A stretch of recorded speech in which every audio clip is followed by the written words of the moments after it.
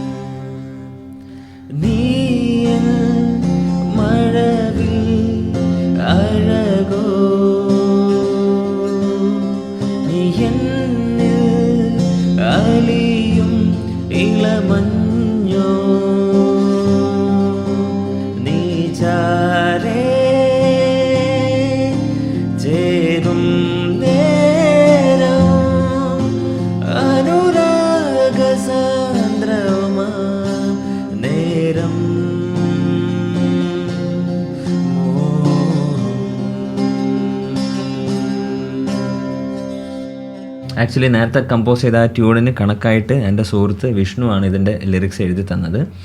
അതിൻ്റെ അനുപല്ലവി ഇങ്ങനെ വരുന്നത്.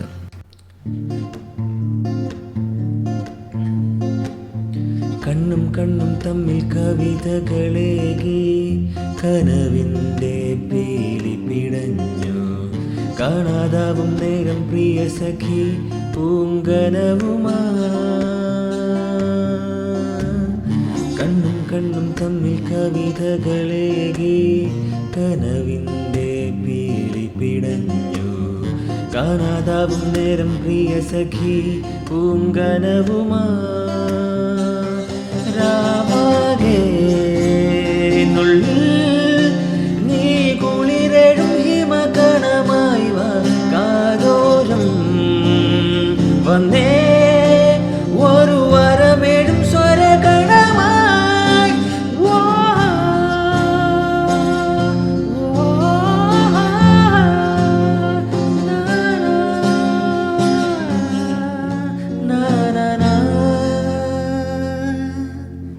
അനുപല്ലവിയും ചരണം സെയിം ട്യൂൺ തന്നെയാണ്.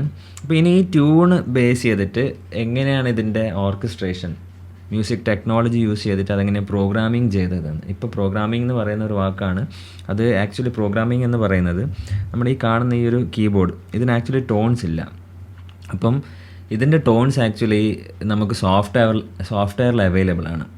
കോൺടാക്ട് ലൈബ്രറീസ് എന്ന് പറയും. അപ്പോൾ ഇതിന് tons and tons of libraries ഇതിനകത്ത് നമുക്ക് ആക്ച്വലി ഇത് ടോൺസ് നമുക്ക് ഇതിൻ്റെ അകത്ത് ഉണ്ട്. ലൈക്ക് പിയാനോ, ഗിറ്റാർ ടോൺസ്, പിന്നെ വയലിൻ ടോൺസ്, അപ്പം അങ്ങനെ പല ഇൻസ്ട്രുമെൻസിൻ്റെ ടോൺസ് ഇതിൻ്റെ അകത്ത് നമുക്ക് ഇതിൻ്റെ അകത്ത് അവൈലബിൾ ആണ്. അപ്പം നമുക്ക് ഒരു സോങ് കേട്ടിട്ട് നമുക്ക് ഏത് തരത്തിൽ ഓർക്കസ്ട്രേഷനാണ് നമ്മളിതെല്ലാം നമ്മുടെ ക്രിയേറ്റീവ് ഐഡിയാസാണ്. ഇതിങ്ങനെ ചെയ്യണം ഇങ്ങനെ ചെയ്യണം എന്നൊക്കെ നമ്മുടെ ഒരു കമ്പോസറിൻ്റെ മനസ്സിൽ ഉദിക്കുന്ന ഒരു ഐഡിയാസാണ് ഇതൊക്കെ. അപ്പോൾ തീർച്ചയായിട്ടും ഇതിൻ്റെ പിന്നിൽ ഞാനിതിപ്പോൾ വളരെ എളുപ്പത്തിൽ ഇത് പറഞ്ഞു പോകുന്നുണ്ടെങ്കിൽ നമ്മൾ ഇതിൻ്റെ ഒരുപാട് വെസ്റ്റേൺ മ്യൂസിക് തിയറീസൊക്കെ പഠിക്കണം. നമ്മൾ വെസ്റ്റേൺ മ്യൂസിക് എന്താണെന്ന് മനസ്സിലാക്കണം, കോഡ്സ് എന്താണെന്ന് അറിയണം, നൊട്ടേഷൻസ് എന്താണെന്നൊക്കെ അറിയണം. നമ്മൾക്ക് എങ്ങനെയാണ് ടൈം സിഗ്നേച്ചർ, പാട്ടിൻ്റെ താളം എന്താ. ഇതിപ്പോൾ ആക്ച്വലി 4/4 എന്ന് പറയുന്ന താളത്തിലാണ് ഇത് കമ്പോസ് ചെയ്തത്. അപ്പോൾ ഞാനെങ്ങനെ ഇപ്പം വളരെ എളുപ്പത്തിൽ ഇത് പ്ലേ ചെയ്ത് ഇങ്ങനെ പോകുന്നുണ്ട്. പക്ഷേ ഇത് ശരിക്കും ഇതിൻ്റെ പിന്നിൽ ഒരുപാട് വെസ്റ്റേൺ മ്യൂസിക് പഠിക്കണം നമ്മൾ. ഈ ഒരു സോങ് കൂടുതലൊരു വെസ്റ്റേൺ സ്റ്റൈലിലുള്ള സോങ്ങാണ്. ഇതിനകത്ത് കർണാട്ടിക് രാഗാസ് ഒന്നും യൂസ് ചെയ്തിട്ടില്ല. ഇനി ആ രാഗ ബേസ്ഡ് ചെയ്യുന്ന സമയത്ത് നമ്മൾ തീർച്ചയായിട്ടും രാഗങ്ങളെ കുറിച്ചിട്ടൊക്കെ നമുക്ക് നല്ല അറിവുണ്ടായിരിക്കണം. കർണാട്ടിക് മ്യൂസിക്കോ അല്ലെങ്കിൽ ഹിന്ദുസ്ഥാനി മ്യൂസിക്. അപ്പോൾ ഇത് നമ്മുടെ ഒരു ജേണീൻ്റെ ഭാഗമായിട്ട് ഇതൊക്കെ നമ്മൾ പഠിച്ച് പോകുന്നതാണ്. നമ്മളിപ്പോൾ എന്താ പറയുക, കുത്തിയിരുന്ന് പഠിക്കുക, ചില ആൾ കുത്തിയിരുന്ന് പഠിക്കുന്നുണ്ട്. അപ്പം പക്ഷേ ഇതിന് നമുക്കൊരു ചെവി അതിനുണ്ടെങ്കിൽ കർണാട്ടിക് മ്യൂസിക് ആണെങ്കിലും പിന്നെ ഹിന്ദുസ്ഥാനി മ്യൂസിക് ആണെങ്കിൽ നമ്മളത് എന്നറിയാം അതിങ്ങനെ മനസ്സിലാക്കിയ രാഗങ്ങൾക്ക് എന്താണ് അത് വളരെ ഡീപ്പായിട്ട് പഠിക്കേണ്ടതാണ്. അങ്ങനെ റിസർച്ച് ചെയ്തിട്ട് പഠിക്കുന്നത് വളരെ നല്ലതാണ്. അപ്പോൾ ഒരു പക്ഷെ നമ്മളറിയാതെ ഇതൊക്കെ ഇഷ്ടത്തോടു കൂടി പഠിച്ചിട്ടുണ്ട് ഈ കാര്യങ്ങളൊക്കെ. അപ്പോൾ ഞാനിതിപ്പോൾ പറഞ്ഞു പോകുമ്പോൾ ഈ വെസ്റ്റേൺ തിയറിയും പിന്നെ കോഡ് കോമ്പിനേഷൻസൊക്കെ ഇതിൻ്റെ അകത്ത് ഞാൻ പ്ലേ ചെയ്തിട്ടുണ്ട് ഗിറ്റാറിൽ. ഇനി ഇതൊക്കെ എങ്ങനെയാണ് നമ്മുടെ മ്യൂസിക് അറേഞ്ച്മെൻറ്റ്സ്, ഒരു സോങ്ങിൻ്റെ ഒരു സ്റ്റാർട്ടിങ് ഒരു മ്യൂസിക് വേണം. പിന്നെ അതിൻ്റെ സോങ് പോയിക്കൊണ്ടിരിക്കുമ്പോൾ എങ്ങനെയാണ് അത് കമ്പോസ് ചെയ്യേണ്ടത്, അതിൻ്റെ പിന്നിൽ എന്തൊക്കെ ഡ്രംസൊക്കെ യൂസ് ചെയ്യേണ്ടത്, പിന്നെ അതിൻ്റെ ഫസ്റ്റ് BGM എങ്ങനെയാണ് വേണ്ടത്, സെക്കൻഡ് BGM എങ്ങനെയാണ് വേണ്ടത്. അപ്പോൾ ഇതെല്ലാം ഒരു മനസ്സിൽ നമ്മളൊരു ഐഡിയാസാണ്. അപ്പോൾ ഇതൊക്കെ നമുക്ക് ഈ കീബോർഡിൽ പിന്നെ ഈ കീബോർഡ് യൂസ് ചെയ്തിട്ട് അത്യാവശ്യം കീബോർഡും നന്നായിട്ട് പ്ലേ ചെയ്യാൻ അറിയാമെങ്കിൽ നല്ലതാണ്. ലൈവായിട്ട് പ്ലേ ചെയ്യണമെന്ന് നിർബന്ധമില്ല. നമുക്ക് പോർഷൻ ബൈ പോർഷൻ ആയിട്ട് നമുക്ക് ചെയ്യാം. പക്ഷേ ഇതെങ്ങനെയാണ് നമ്മുടെ ഇതിൻ്റെ അകത്തുള്ള ഈ ഒരു മ്യൂസിക് ടോൺസൊക്കെ എങ്ങനെ യൂസ് ചെയ്തിട്ട് ചെയ്യുന്നതെന്നുള്ളൊരു കാര്യങ്ങൾ നമുക്ക് പറഞ്ഞു തരാം. പിന്നെ ഇതിനനുസരിച്ചിട്ടുള്ള നമ്മൾ വൺസ് ഇതൊക്കെ ഓർക്കസ്ട്രേഷൻ്റെ ഒരു റഫ് സംഭവം ചെയ്ത് കഴിഞ്ഞാൽ നമ്മൾ ഇതിന് വേണ്ട ആർട്ടിസ്റ്റുമാരെ നമ്മൾ വിളിക്കും. ഇതിനകത്ത് ട്രംപറ്റ് വേണമെങ്കിൽ ട്രംപറ്റ് വായിക്കാൻ ഒരാൾ, വയലിൻസ് വായിക്കാൻ വയലിൻ, ഗ്രൂപ്പ് വയലിൻ വേണം. പിന്നെ കൊയർ പാടാൻ, കോറസ് പാടാൻ കോറസിന് പിന്നെ സിംഗേഴ്സ് വേണം. പിന്നെ ലീഡ് സിംഗർ വേണം. അപ്പോൾ ഇതൊക്കെയാണ് നമ്മുടെ ഓരോ കാര്യങ്ങൾ ഇങ്ങനെ ഓരോ സ്റ്റെപ്പ് ബൈ സ്റ്റെപ്പായിട്ട് നമ്മൾ പോകുന്നത്. പക്ഷെ പലപ്പോഴും നമ്മുടെ ഒരു സോങ്ങിൻ്റെ പിന്നിൽ ഇത്രയും എഫേർട്ട് ഉണ്ടെന്ന് പോലും കുറേ ആൾക്കാർക്ക് അതിൻ്റെ ഒരു അറിവില്ലായ്മയുണ്ട്. അപ്പോൾ ആ ഒരു കാര്യങ്ങൾ ഈ ഒരു ചെറിയൊരു വീഡിയോയിലൊക്കെ മനസ്സിലാക്കാൻ പറ്റുമെന്ന് വിചാരിക്കുന്നു. ഒരു സോങ്ങിൻ്റെ ഒരു റഫ് ട്യൂണ് റെഡി ആയിക്കഴിഞ്ഞാൽ നമ്മൾ നെക്സ്റ്റ് സ്റ്റേജ് എന്ന് പറയുന്നത് എവിടേക്കാണ് ആ ട്യൂണ് നന്നാക്കാൻ പറ്റുക, പല്ലവി, അനുപല്ലവി, ചരണം കറക്റ്റ് അതിൻ്റെ ട്യൂണ് കറക്റ്റ് റെഡിയാക്കിയതിന് ശേഷം അതിനെ നമ്മളെന്താ ചെയ്യുകയെന്ന് പറഞ്ഞാൽ ഏത് ടെമ്പോയിലാണ് അത് പാടാൻ പോകുന്നത്, അതിൻ്റെ ടൈം സിഗ്നേച്ചർ സോഫ്റ്റ്വെയറിനകത്ത് ഫിക്സ് ചെയ്യും. നമ്മൾ ഏത് എത്ര സ്പീഡിലാണ് ഈ പാട്ട് ചെയ്യേണ്ടത്. അപ്പോൾ അതൊക്കെ ഫിക്സ് ചെയ്തതിന് ശേഷം നമ്മൾ ഇതിനെ പിന്നെ ഈ സോഫ്റ്റ്വെയറിനകത്ത് ഇത് റെക്കോർഡ് ചെയ്യും. പല്ലവി അനുപല്ലവി ചരണം റെക്കോർഡ് ചെയ്ത് വെക്കും. അപ്പോൾ 2 രീതിയിൽ ആക്ച്വലി ഇത് ഓർക്കസ്ട്രേഷൻ ചെയ്യുന്നുണ്ട്. ചില കമ്പോസേഴ്സ് ഈണം മാത്രം ചെയ്തിട്ട് ആ ഈണം മറ്റ് അറേഞ്ചേഴ്സിന് കൊടുക്കും, അസിസ്റ്റ് ചെയ്യുന്നവർക്ക് കൊടുക്കും. അപ്പോൾ അവർ അതിൻ്റെ പാട്ട് കേട്ടിട്ട് അതിൻ്റെ ഇൻസ്ട്രക്ഷൻസും കമ്പോസർ കൊടുക്കും, എങ്ങനെയാണ് അത്, അതിൻ്റെ ഇൻട്രോ എങ്ങനെ വേണം, പിന്നെ BGM എങ്ങനെയൊക്കെയാണ് വേണ്ടതെന്നൊക്കെ അതിൻ്റെ ഇൻസ്ട്രക്ഷൻസ് ഈ പ്രോഗ്രാമേഴ്സ് അല്ലെങ്കിൽ ഓർക്കസ്ട്രേഷൻ ചെയ്യുന്നവർക്ക് കൊടുക്കും. പക്ഷേ ഇപ്പോഴത്തെ മിക്ക കമ്പോസേഴ്സും അവർക്കൊക്കെ ഇതെങ്ങനെയാണ് അറേഞ്ച് ചെയ്യേണ്ടത്, ഓർക്കസ്ട്രേഷൻ ചെയ്യേണ്ട ഒരു ഐഡിയാസ് നന്നായിട്ട് പിന്നെ എല്ലാവർക്കും അറിയാം.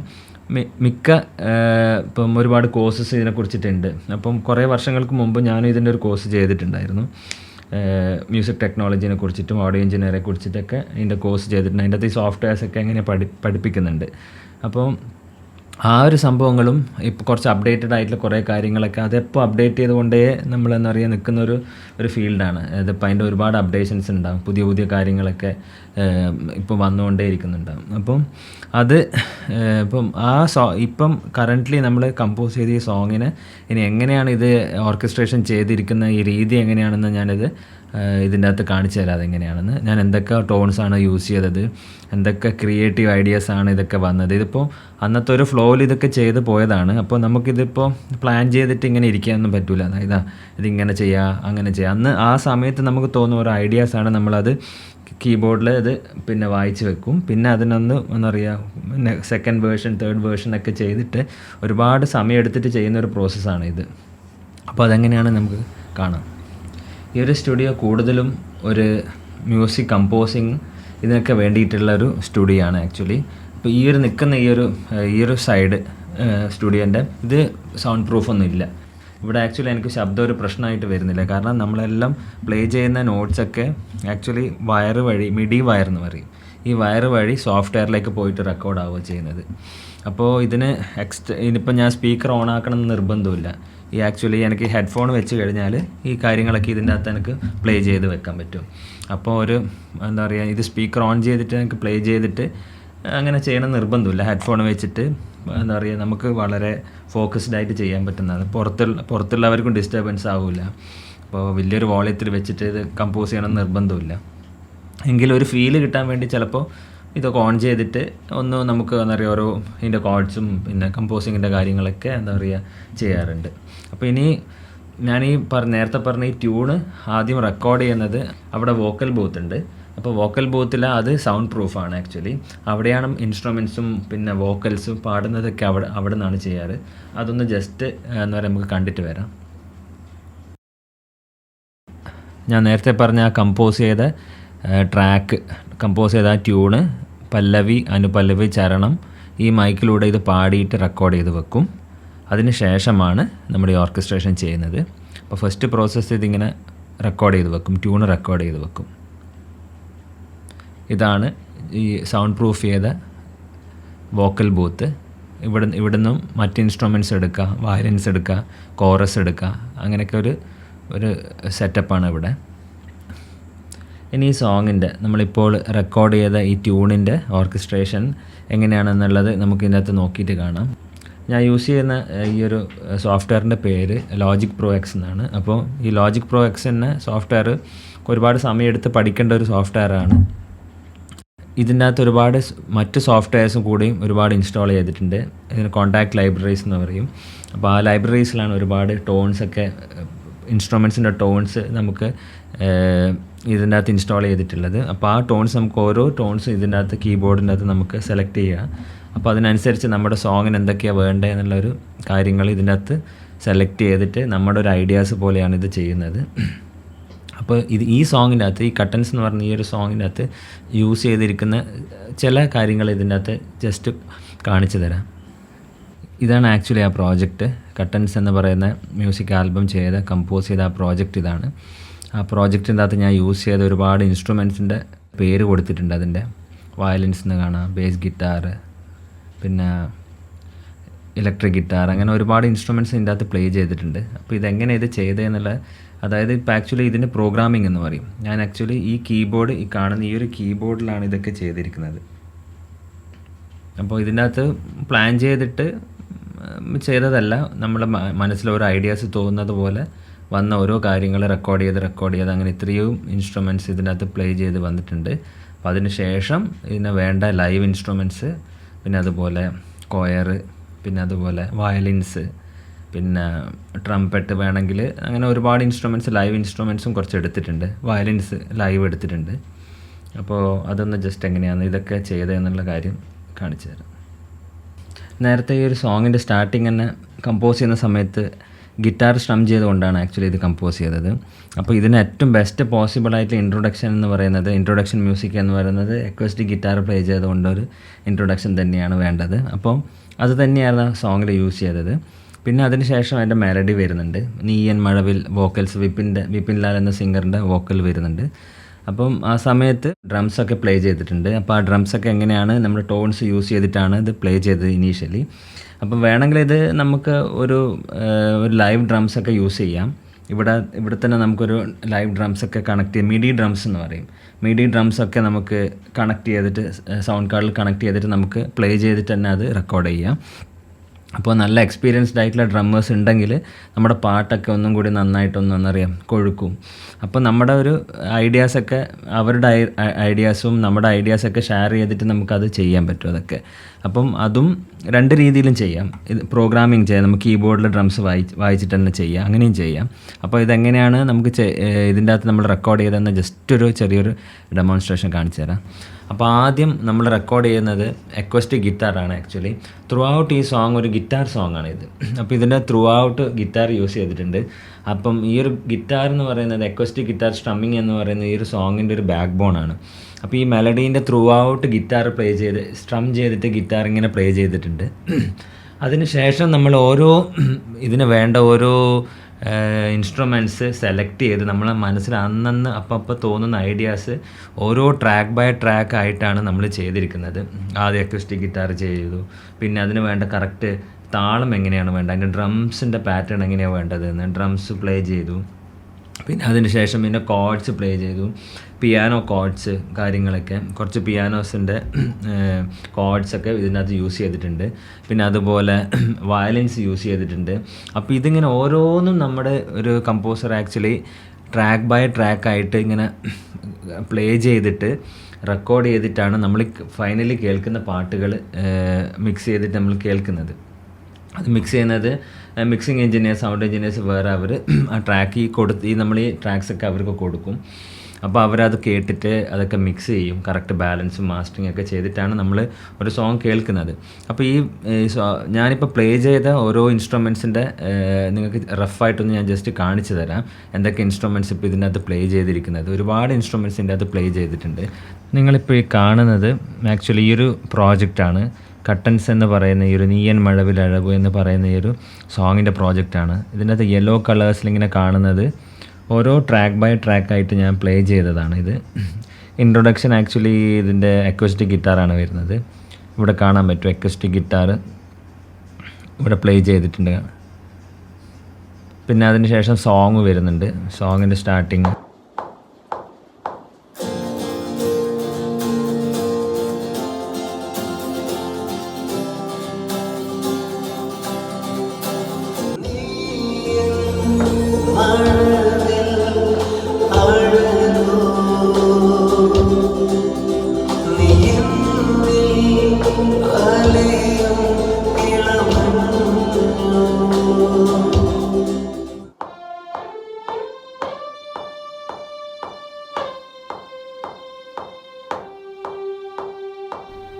അപ്പോൾ നമ്മളിപ്പോൾ ആ പ്രോജക്റ്റ് കണ്ടു. അതിൻ്റെ ഇൻട്രോ നമ്മൾ അക്വസ്റ്റിക് ഗിറ്റാർ യൂസ് ചെയ്തിട്ടാണ് സോങ് സ്റ്റാർട്ട് ചെയ്യുന്നത്. പിന്നെ അതിൻ്റെ പല്ലവി വോക്കൽസ് വരുന്നു, ലീഡ് വോക്കൽസ് വരുന്നു, വിപിൻ ലാലിൻ്റെ വോക്കൽ വരുന്നു. അതിനുശേഷം ഒരു വയലിനിൽ പല്ലവി എൻഡാവുന്നത്. പിന്നെ ഒരു അനുപല്ലവി സ്റ്റാർട്ട് ചെയ്യുന്നതിന് മുമ്പുള്ള BGM, പിന്നെ മ്യൂട്ടഡ് ഗിറ്റാർ ടക് ടടക് ടക് ടടക് ടക് ടക് ടക് ടടക് ടക്, അങ്ങനെയാണ് അത് പിന്നെ അനുപല്ലവി സ്റ്റാർട്ടിങ്ങിൻ്റെ തൊട്ട് മുമ്പുള്ള മ്യൂസിക് വരുന്നത്.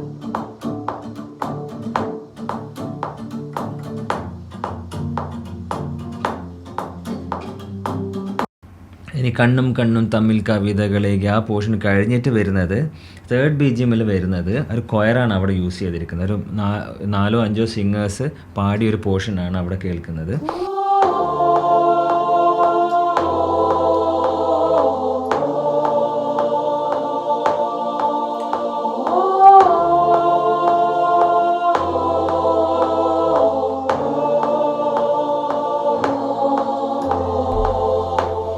ഈ സോങ്ങിൻ്റെ ചരണത്തിലെത്തുന്ന സമയത്ത് സെയിം ട്യൂൺ തന്നെയാണ് യൂസ് ചെയ്തിരിക്കുന്നത്. ഈ സോങ്ങിൻ്റെ ടുവേർഡ്സ് ദ എൻഡ് ആവുന്ന സമയത്ത്, ഈ ചരണത്തിൻ്റെ അവസാനം ആവുന്ന സമയത്ത് ആ പാട്ടിൻ്റെ ഒരു ഫ്ലോന് വേണ്ടിയിട്ട് അവിടെ ഒരു ഗ്രൂപ്പ് സ്ട്രിങ്സ് യൂസ് ചെയ്തിട്ടുണ്ട്. നാമെന്നും വനിയിൽ എന്ന് പറയുന്ന ആ പോർഷൻ കഴിഞ്ഞ പാട്, നാമെന്നും വനിയിൽ, ആ പോർഷൻ കഴിഞ്ഞ പാട് വരുന്നത് ഒരു ഹമ്മിങ് വരുന്ന സമയത്ത് അവിടെ ഒരു ഗ്രൂപ്പ് വയലിൻ വരുന്നുണ്ട്. അത് വെർച്വൽ ഇൻസ്ട്രുമെൻറ്റ്സ് യൂസ് ചെയ്തിട്ടുണ്ട്, വെർച്വൽ വയലിൻസ് ഇതിൻ്റെ അകത്ത് യൂസ് ചെയ്തിട്ടുണ്ട്, അതുപോലെ ലൈവ് വയലിൻസും യൂസ് ചെയ്തിട്ടുണ്ട്. അപ്പോൾ അതെങ്ങനെയാണ് ചെയ്തതെന്ന് ജസ്റ്റ് ഒന്ന് കേട്ട് നോക്കാം.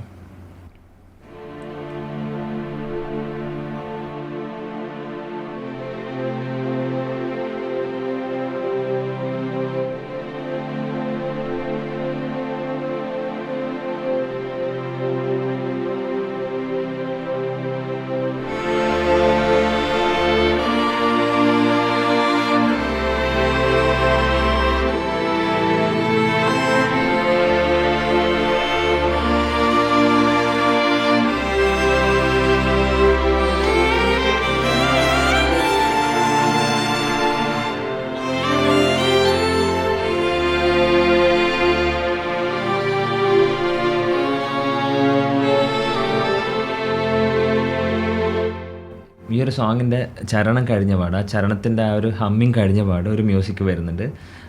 ആ സമയത്ത് നമുക്ക് മനസ്സിൽ തോന്നിയ ഒരു ഐഡിയ പോലെ നമ്മൾ ചെയ്തതാണത്. അത് പിയാനോൻ്റെ ഒരു പോർഷൻ, അതുപോലെ പിസിക്കാറ്റോ, വയലിൻ പിസിക്കാറ്റോവും പ്ലേ ചെയ്തിട്ടുണ്ട്. അപ്പോൾ അതെങ്ങനെയാണ് ജസ്റ്റ് നോക്കാം നമുക്ക്.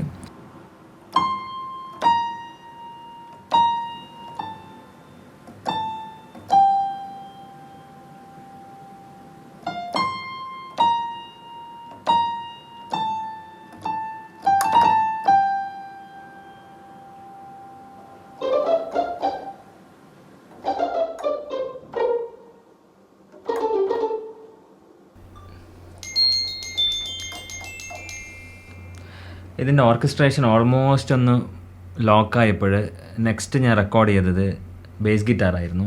ബേസ് ഗിറ്റാറിന് ഒരു ചെറിയൊരു പാറ്റേൺ ഇതിൻ്റെ അകത്ത് പ്ലേ ചെയ്ത് വെച്ചു. എന്നിട്ട് ഇവിടെയുള്ളൊരു ബേസ് ഗിറ്റാറിസ്റ്റ് ഡോൺമൻ മാർട്ടിൻ എന്ന് പറയുന്നൊരു ബേസ് ഗിറ്റാറിസ്റ്റാണ്.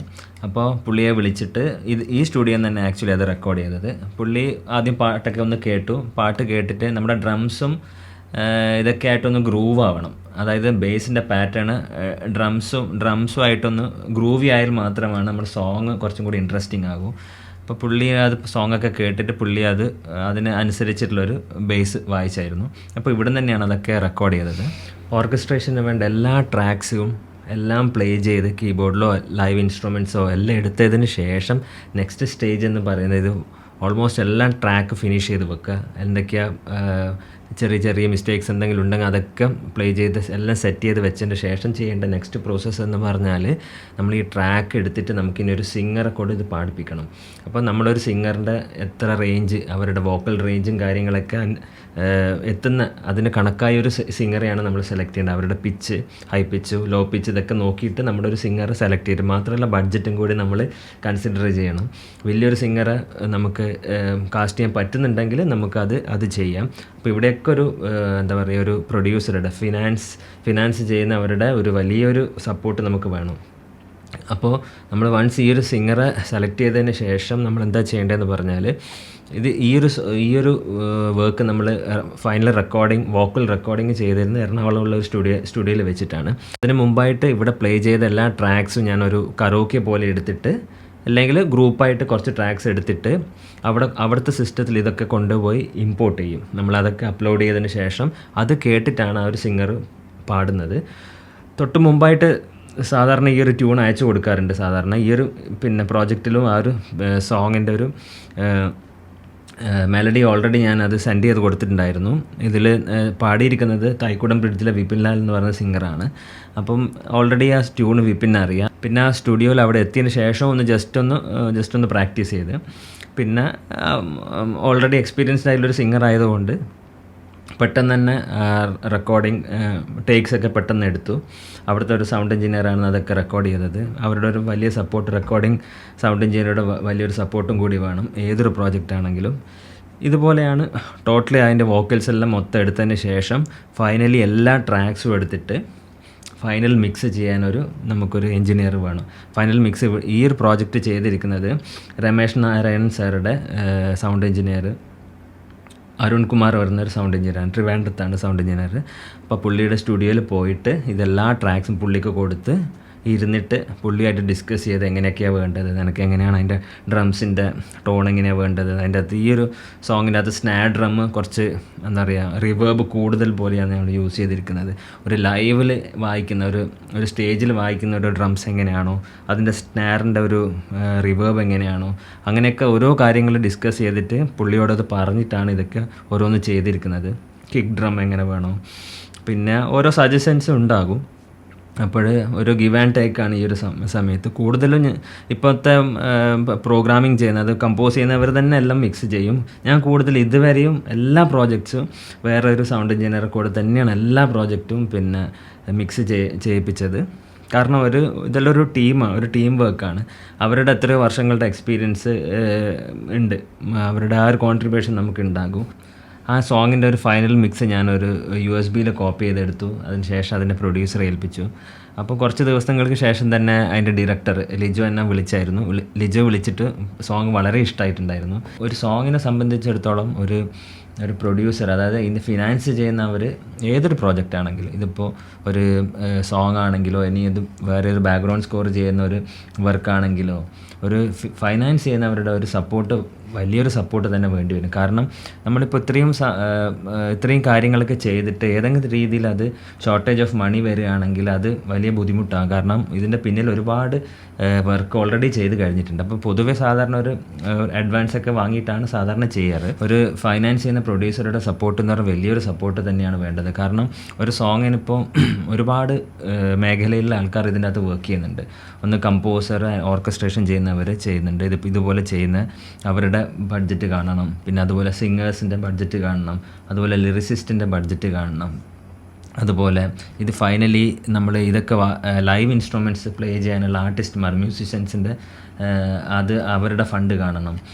അതുപോലെ ഇത് ടോട്ടലി അവസാനം നമ്മളെല്ലാം ലോക്ക് ചെയ്ത് കഴിഞ്ഞാൽ ഇതിന് ഈ ട്രാക്കുകളിൽ എടുത്തിട്ട് ഇത് മിക്സ് ചെയ്യാൻ വേണ്ടിയിട്ട് ഒരു മിക്സിംഗ് സൗണ്ട് എഞ്ചിനീയർ എടുക്കാൻ പോകണം. അപ്പോൾ ആ സൗണ്ട് എഞ്ചിനീയർക്ക് വേണ്ട ആ ബഡ്ജറ്റും കാണണം. അപ്പോൾ ഇങ്ങനെ ടോട്ടൽ ഒരുപാട് ഒരു കമ്പോസിങ് വർക്ക് നടക്കുക എന്ന് പറയുന്നത് അതിൻ്റെ പല ഡിപ്പാർട്ട്മെൻ്റ് ഉണ്ട്. അപ്പോൾ അവരൊക്കെ എന്താ പറയുക, ഇതൊക്കെ ഡിപ്പെൻഡ് ചെയ്തിരിക്കുന്നത് ഇതിൻ്റെ ഫിനാൻസ് ചെയ്യുന്നവരുടെ ഒരു വലിയൊരു സപ്പോർട്ട് തന്നെയാണ്. അപ്പോൾ അതിലൊരു വലിയൊരു എന്താ പറയുക ശ്രദ്ധ നമ്മൾ ഒരു വർക്ക് ചെയ്യുന്ന സമയത്ത് ശ്രദ്ധിക്കേണ്ട കാര്യമാണ്. കാരണം ബഡ്ജറ്റിനനുസരിച്ചിട്ട് അവരെത്രയാണോ ഫിനാൻസ് നമുക്ക് പ്രൊവൈഡ് ചെയ്യുന്നത് അതിനനുസരിച്ചിട്ടുള്ള ഒരു സോങ് നമുക്ക് ചെയ്യാൻ പറ്റണം. അതൊരു ചാലഞ്ചാണ് ശരിക്കും. അതുകൊണ്ട് തന്നെ ഈ ഒരു മേഖലയിൽ ഇൻവെസ്റ്റ് ചെയ്യുന്ന പ്രൊഡ്യൂസേഴ്സിന് ഇപ്പം യൂട്യൂബ് മ്യൂസിക്കും അതുപോലെ ഒരുപാട് സ്ട്രീമിംഗ് പ്ലാറ്റ്ഫോം ഉണ്ട്. സ്പോട്ടിഫൈ, യൂട്യൂബ് മ്യൂസിക്, പിന്നെ അതുപോലെ ആപ്പിൾ മ്യൂസിക്, ഐട്യൂൺസ് ഇങ്ങനത്തെ സ്ട്രീമിംഗ് പ്ലാറ്റ്ഫോമിലും അതുപോലെ എസ്പെഷ്യലി യൂട്യൂബിൽ എത്ര ലിസണേഴ്സ് ഉണ്ട് അതിനൊക്കെ അനുസരിച്ചിട്ട് നമുക്ക് ഒരു പ്രൊഡ്യൂസർ അതിൻ്റെ റെക്കോർഡ് ലേബിൾ എന്ന് പറഞ്ഞാൽ ഈ മനോരമ മ്യൂസിക് പോലെ, തിങ്ക് മ്യൂസിക്, അങ്ങനെ ഒരുപാട് റെക്കോർഡ് ലേബിളുണ്ട്. അവരായിട്ട് യൂട്യൂബിൽ ഒരു കോൺട്രാക്റ്റ് സൈൻ ചെയ്യുകയാണെങ്കിൽ അതിൻ്റെ ഒരു വലിയൊരു പെർസെൻറ്റേജ് പ്രൊഡ്യൂസേഴ്സിന് കിട്ടും. അപ്പോൾ അതുകൊണ്ട് തന്നെ ഈ മേഖലയിൽ ഇപ്പം സോങ്സിൻ്റെ റൈറ്റ്സും കാര്യങ്ങളൊക്കെ അതിലൂടെയൊക്കെ ഒരുപാട് ഏർണിങ്സ് പ്രൊഡ്യൂസേഴ്സിന് റിട്ടേൺ കിട്ടുന്നുണ്ട്. അപ്പോൾ അതുകൊണ്ട് തന്നെ ഒരു വലിയൊരു കാര്യമാണ് ഇപ്പോൾ അങ്ങനത്തെ ഒരു സ്റ്റേജിലൂടെ നമ്മൾ കടന്നു പോകുന്നത്. അപ്പോൾ ഇങ്ങനെയുള്ള കാര്യങ്ങളാണ് ഒരു മ്യൂസിക് കമ്പോസിങ്ങിൻ്റെ ബിഹൈൻഡ് ദ സീൻ ഒരു കമ്പോസർ ചെയ്യുന്ന കാര്യങ്ങളൊക്കെ. അപ്പോൾ ഇതൊരു സോങ്ങിൻ്റെ കോംപ്ലക്സിറ്റിൻ്റെ അനുസരിച്ച് ഇതിൻ്റെ പ്രോസസ്സും കാര്യങ്ങളൊക്കെ ലെങ്ത്തും ഒക്കെ കൂടിക്കൊണ്ടിരിക്കും. അപ്പോൾ ഏകദേശം നിങ്ങൾക്ക് കാര്യങ്ങളൊക്കെ മനസ്സിലായിട്ടുണ്ടാവുമെന്ന് വിചാരിക്കുന്നു. അപ്പോൾ തീർച്ചയായിട്ടും ടോട്ടൽ ഇതൊക്കെ ചെയ്ത് കഴിഞ്ഞിട്ട് ഫൈനൽ സോങ് എങ്ങനെയുണ്ടെന്ന് നിങ്ങൾ യൂട്യൂബിൽ പോയിട്ട് സെർച്ച് ചെയ്യുക. ഞാൻ അതിൻ്റെ ലിങ്ക് ഷെയർ ചെയ്യുന്നുണ്ട്. നിങ്ങളൊന്ന് കേട്ടിട്ട് അഭിപ്രായം പറയുക. Thank you so much.